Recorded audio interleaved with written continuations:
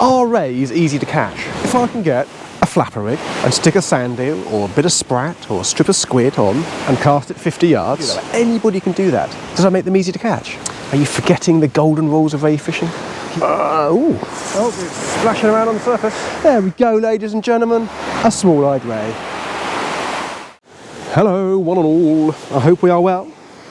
I'm on Soutbourne Beach. First time in 6 weeks. Possibly one of the longest I've ever not been to Soutbourne before. I've been chasing bass quite a lot.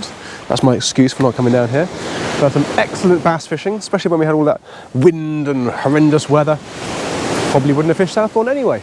But it was a great opportunity to tuck in around the back of the head and other little locations that are nice and sheltered and catch bass, because the bass season got off to a flyer.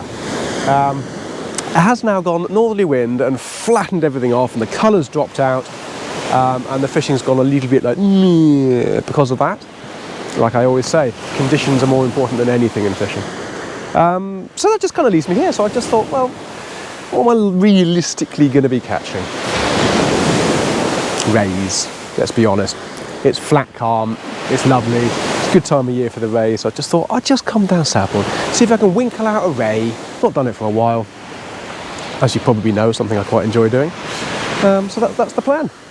Usual attack, a close range rod. Because it's so flat, I've got my really lovely light rod as well. So we do pick up a fish on that. Should be a great bite. And I've got a distance rod. I was going to bagnell bar this one, but I opened my box when I got down here to find out that I'd left my bagnell bars in the shop. Luckily, I do have 2 pompey loops in there, so I've got a 2-hook rig out there instead. And then simple 3-hook flapper on this one. This is the one that I think and hope will catch the fish. So because it has gone flat and clear and a bit lifeless really, that does mean we're going to catch a lot less fish. The species count will be down and the numbers of fish count will be down. But you could put a little bit of a positive spin on that. If it's been blowing in for a few days and roughed things up, put a bit of colour in the water and there's a bit of a chop on, all that sort of thing, much higher chance. That wasn't a bite, was it? Was it a bite? Was that just catching waves? No, got distracted and excited then, didn't I? Much higher chance of bumping into your dogs, your strap congers, and your pouting and your whiting and things like that. I'm pretty confident if I get a bite today, it'll be a ray. That's it. It could be a 1 or 2 fish session, which is fine. You can only ever fish to the conditions you've got. I think that's probably one thing actually a lot of people probably need to actually understand. Don't fish to the reports that you saw 3 weeks ago, or the glorified, maybe slightly exaggerated reports that you see on things like Facebook sometimes. Just look at the conditions you have on the day and just adjust your expectations accordingly. I'm not going to come down here, look at these conditions and think, I'm going to catch 20 rays, 16 dogs, 8 bass and a conger eel. No, I'm going to come down here and think, well, okay, it's pretty flat calm. If I manage to winkle out a ray in tough conditions, I'll be happy with that. I'll tell you why I decided on Soutbourne tonight. My mate Kai came down here last night and caught a lovely small-eyed, here it is. And I thought, well, okay, if he can catch a fish, there must be loads down here. Must be dead easy. I was going to go fish Milford or Hordle tonight, actually, if I'm honest. And depending on how tonight goes, I might go and do that tomorrow night instead. But I had a bit of a manic end to the day in the shop and didn't get out as quickly as I wanted to, so I did opt for the close drive, flop on my local beach, easy sesh. Are rays easy to catch? Genuinely, let's think about it. Let's think about this. Come on. Right. If I can get a flapper rig, which anybody can make, and stick a sand eel or a bit of sprat or a strip of squid on and cast it 50 yards, anybody can do that. Anybody can do that and catch rays. Does that make them easy to catch? I don't know, there's got to be more to it than that, hasn't it? Because not, you know, you get lots of people in the shop who don't catch them. I wonder if they're breaking the rules. I remember this, you know, are you forgetting the golden rules of ray fishing? Keep your bait small, keep your hook well presented, don't use pulley pennels. So is it more a case of the tactics for rays are easy, but getting the timing right? Maybe that's the trick, isn't it? Getting the conditions, the tide, the location, knowing where to put your bait. Maybe that's the tactic bit, maybe that's the tricky bit. Maybe that could be the case for all fish, couldn't it? Look at bassing, the last few sessions I've done on the bass. I've known exactly where to go, and I've known exactly why to go there and to use the right bait for that specific location. I could have come down here with exactly the same rig and bait on the same night and probably not caught. That's because those bass have just finished spawning and they head into the harbour because the crabs are molting and they're gorging on the crab. That's why I go in and around the harbours this time of year with crab. So it's that little bit of knowledge, isn't it? The actual act of catching the bass, very easy. Hour into the session, nil point, not a nibble. Could be calmer for insulting Kai. Better get the lights out. It's going to be dark soon. I was actually really hoping to get a ray in daylight. It's always better when you get to see the bite, isn't it? Okay, I am sure, I mean, I'm happy to, accept I might be hallucinating. I'm sure this rod just nodded.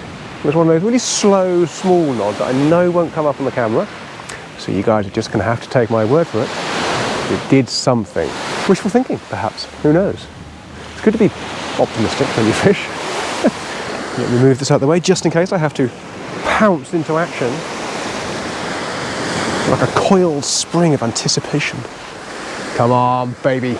Well, I'm going to give it a little lift, see if there's anything on there. Not that I'm getting desperate. I'm fully in control of my emotions here.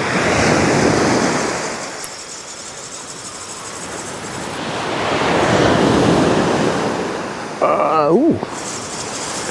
By Jove, I do believe I've caught a fish. Oh, well, how very wonderful. Who's going to call it? Who's going to call it first? I'm going small-eyed.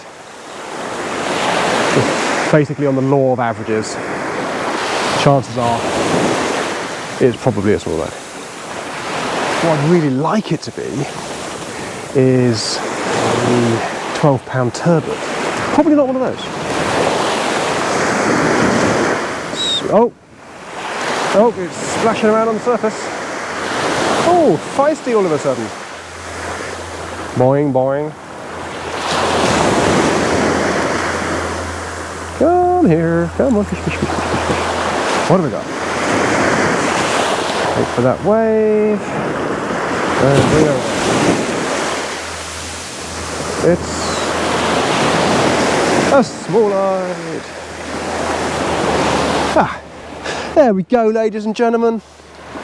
A small-eyed ray. Told you they were easy to catch.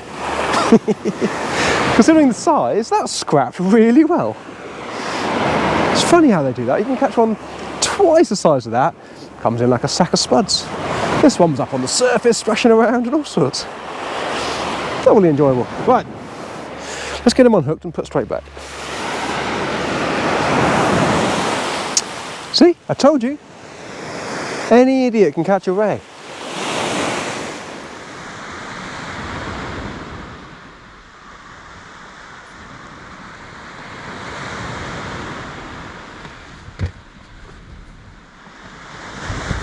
Just had another pull down on the left-hand rod. I went back out at past, what's the time? Oh, so it's been out 20 minutes actually, a little bit longer than I thought. Just about to do the usual, that's only been out there 5 minutes thing. Slightly carried away, as per usual. Another little bit of advice for ray fishing. So it was a nice, strong, slow pull down, just classic ray bite. None of this sort of jang, anything like that. A strong pull down and a slow back up.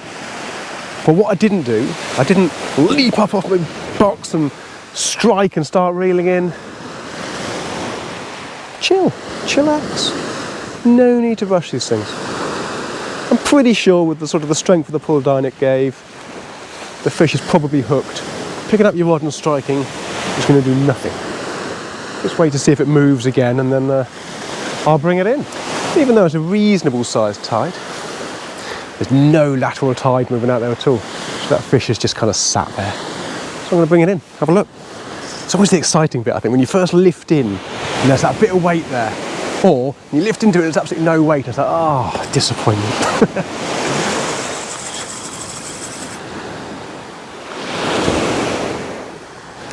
Yeah, somewhere in between. There was a bit of weight there, but not a lot. Right, I'll go and get her. Well, it's a ray, but only just. A little babble one, much smaller than the last one. But ray number 2 for the evening. And I did say earlier on, if I catch a ray or 2, I'll be happy. So I'm happy.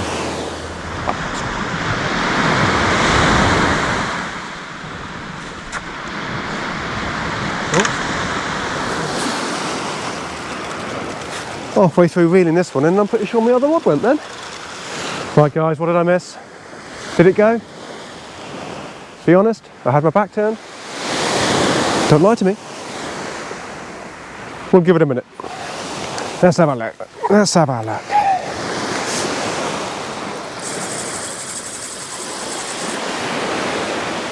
No, missed that one. I think.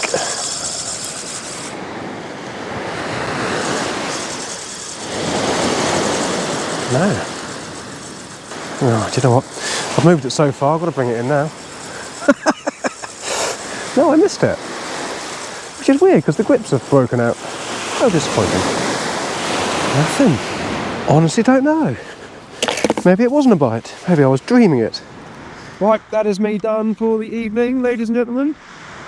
I'm pleased with my session because I knew it was going to be a tough one. So the conditions are just about as tough as you want to fish in the open creek.